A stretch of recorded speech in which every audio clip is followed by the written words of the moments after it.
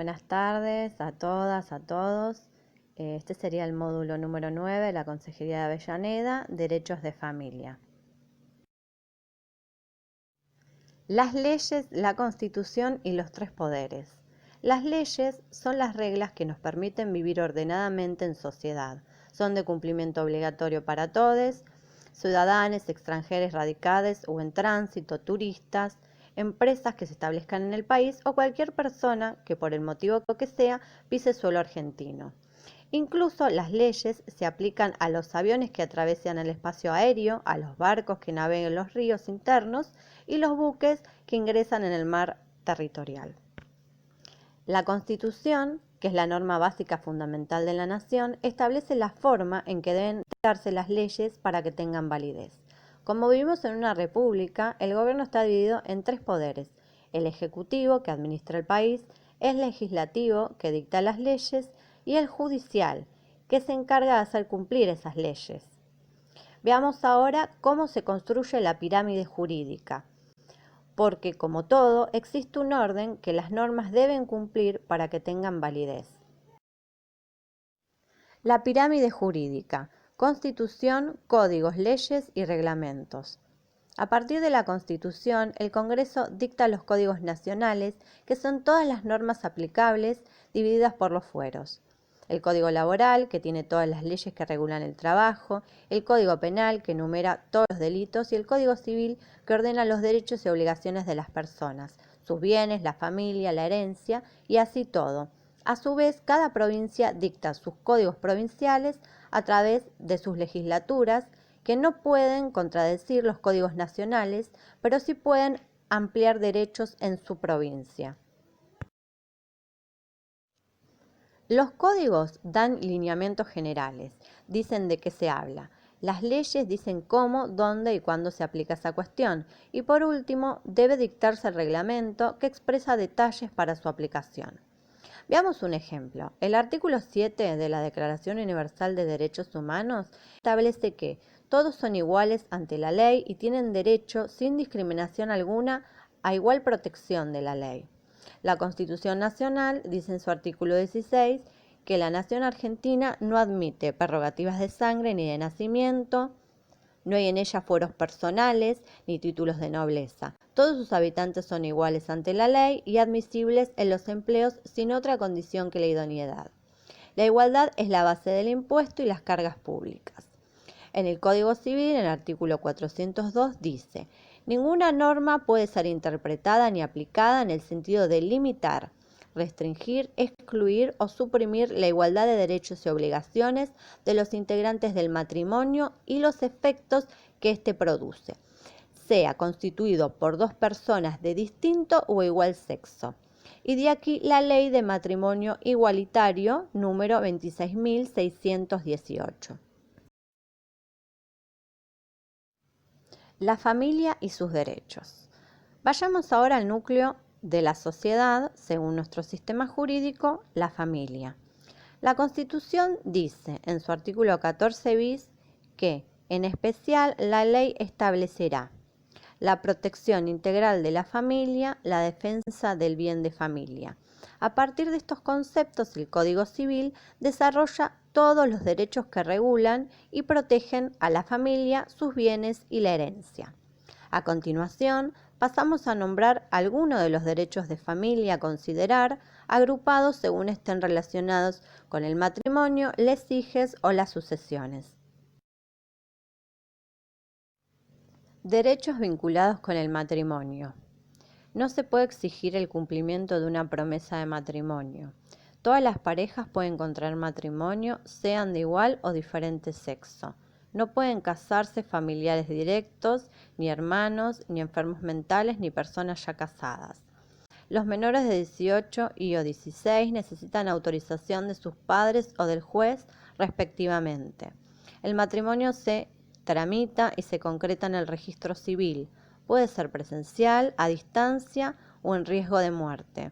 El matrimonio se prueba con el acta. Si se extravía, se puede pedir copia en el registro. Puede anularse si dos personas se casan violando alguna prohibición legal. Los cónyuges tienen la obligación de cooperar, convivir, alimentarse y ser fieles. La obligación de alimentos subsiste después de la separación de hecho. Después del divorcio puede reclamarse judicialmente. El matrimonio termina por fallecimiento, presunción de fallecimiento o divorcio. El divorcio puede pedirlo un cónyuge o ambos conjuntamente. Es condición presentar junto con el pedido una propuesta sobre los efectos de la disolución. Si no se ponen de acuerdo, decide el juez, pero nadie ni nada puede impedir el divorcio. Deben acordar sobre los hijos menores, los alimentos, los bienes, la vivienda y demás cuestiones. No se pueden hacer acuerdos matrimoniales. Pueden hacer convenios sobre los bienes propios.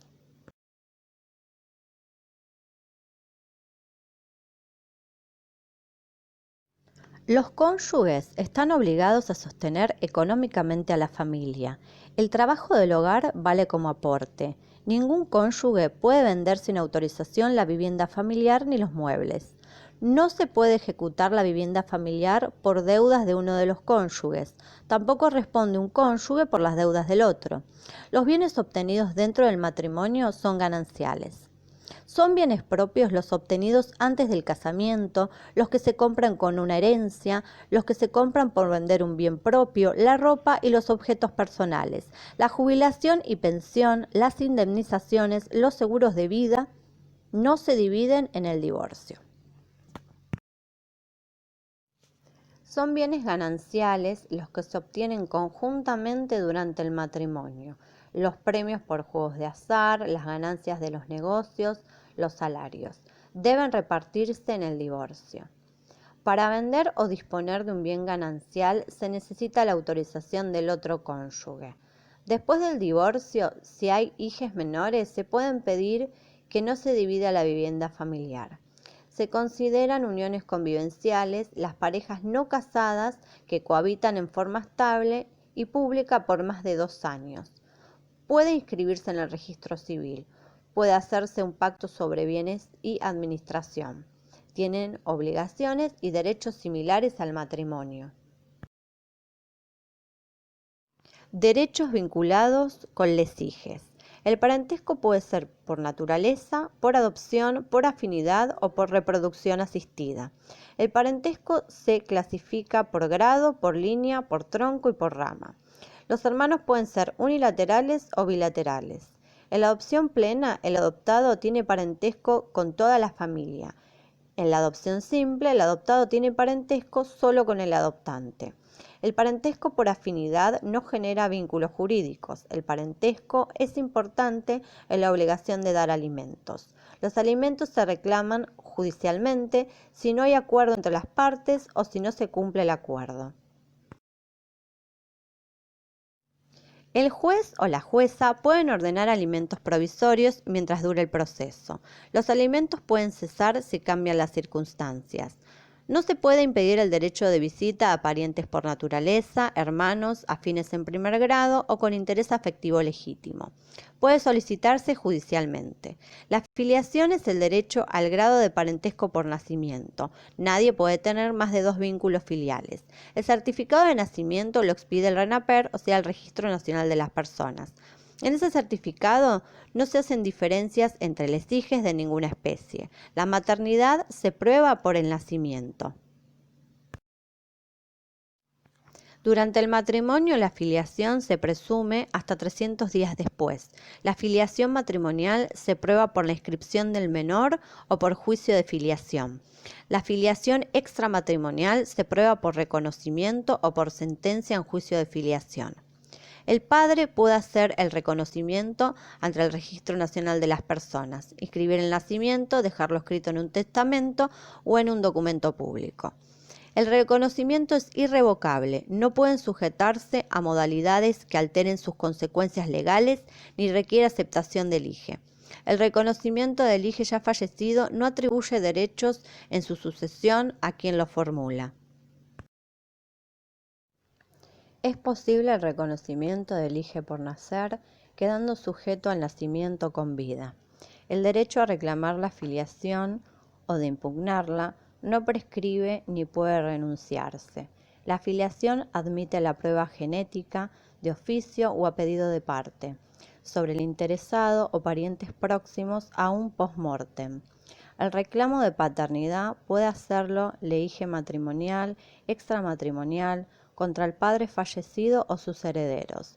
Si no se conoce al padre, la madre debe aportar los datos si los conoce. Los que han vivido como padre e hija se presume que lo son, salvo prueba en contrario.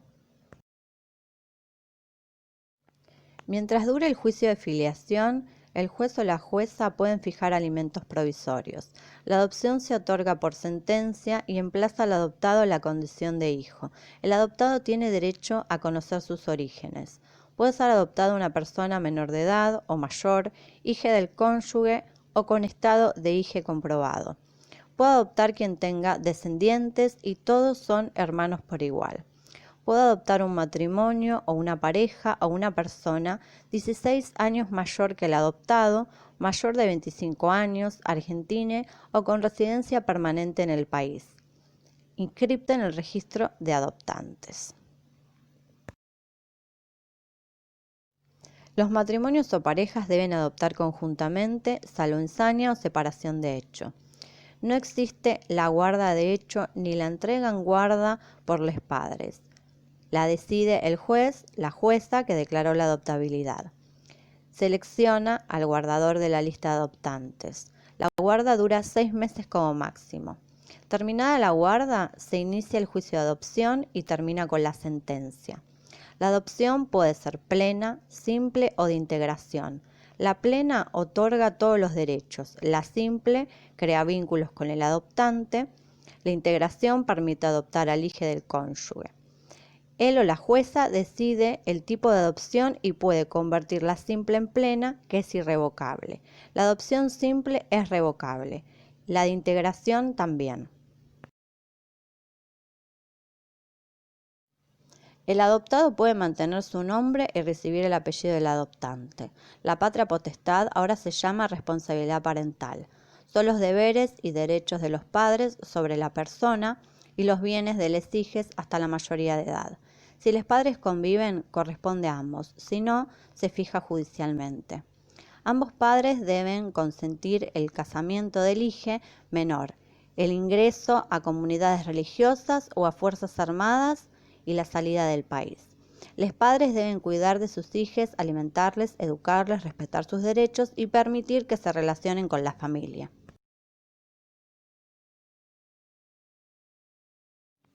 El cuidado personal de los hijos puede ser alternado o indistinto si no conviven, con comunicación fluida y colaboración activa.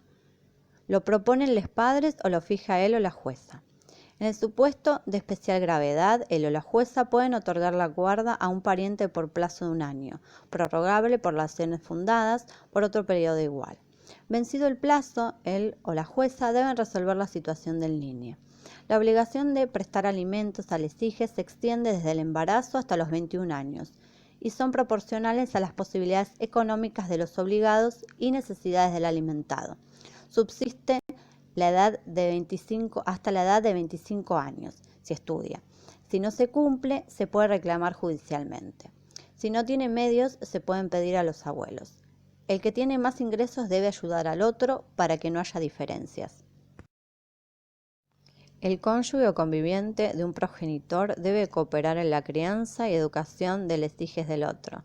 En caso de desacuerdo, prevalece la decisión del progenitor. El hijo menor de 16 años no puede ejercer oficio ni ser obligado a trabajar. Se presume que el hijo mayor de 16 años que ejerce algún empleo está autorizado por sus progenitores. Después de los 18 puede trabajar y emanciparse. La responsabilidad parental se extingue por muerte del progenitor o del hijo. Profesión del progenitor en instituto monástico, alcanzar el hijo la mayoría de edad, emancipación, adopción del hijo por un tercero. También se puede perder por condena, por abandono, por ponerlo en peligro, por incapacidad mental. En todos los juicios de familia los expedientes son reservados. Él o la jueza pueden tomar medidas provisionales de tutela, alimentos y visitas durante el juicio de divorcio y hasta la sentencia definitiva. Derechos vinculados con sucesiones. La muerte real o presunta de una persona abre la sucesión de su herencia, todos sus derechos y obligaciones. La herencia la reciben les herederes intestades, testamentarias y o legatarias, vivos o por nacer. La herencia puede aceptarse o rechazarse en un todo, nunca por partes. Se divide y reparten en un juicio. La legítima de los herederes es la porción de la herencia que le corresponde por ley a los herederos forzosos y no pueden alterarse. No puede legar o testar sobre los bienes de la legítima de los herederos forzosos. Las deudas del fallecido se pagan con su herencia. Se pueden reclamar la herencia si alguien que no es heredere la tiene en su poder. Si son varios herederes, uno puede tener y cuidar los bienes hasta que termine el juicio sucesorio y se repartan. La entrega de la parte puede solicitarse judicialmente. Por testamento se puede demorar la entrega de los bienes por 10 años máximo o hasta la mayoría de edad de los herederes menores. El cónyuge supérstite tiene derecho vitalicio a la vivienda conyugal. Los bienes del fallecido se reparten conforme a la ley. Si no hay herederes, los bienes pasan al Estado Nacional. Les hijes heredan en partes iguales. Si no hay hijes, heredan los padres. El cónyuge sobreviviente hereda en la misma proporción que les hijes. Si no hay hijes, hereda la mitad con los suegros. Si no hay hijes ni suegros, hereda todo. Después del divorcio o la separación de hechos sin voluntad de unirse, no hay sucesión de bienes para el cónyuge. Si no hay hijes, ni esposa, ni padres, heredan hermanos y primos. El juicio sucesorio puede hacerse cuando fallece uno de los progenitores o postergarlo y hacer una sola sucesión por los dos. Ejercicio. Soy María. Hace 2 meses que me separé del padre de mis 3 hijas menores de edad. Yo me quedé en la vivienda familiar con les chiques y él se fue. Ahora me dice que quiere vender la casa y que busque por mi cuenta otro lugar para vivir con nuestras hijas. ¿Qué puedo hacer? Teniendo en cuenta los derechos de familia mencionados, ¿cuáles serían las recomendaciones que le brindarías a María? Y acá para tener en cuenta recursos locales de Avellaneda. Atajos, que son Agencia Territorial de Acceso a la Justicia. Tenemos el atajo dependiente del Ministerio Público Fiscal, en donde hay asesoramiento jurídico, ubicado en 25 de Mayo y Autopista, esto es DocSud, teléfono 942221674. El Colegio de Abogados de Lanús Avellaneda, con asesoramiento gratuito, que está ubicado en Avenida Mitre, 1731 Avellaneda. El Polo brinda patrocinio gratuito. Requisitos: no contar con empleo registrado y para solicitarlo deben presentar los datos de 3 personas, no son testigos, y deben presentar nombre, apellido, DNI y teléfono.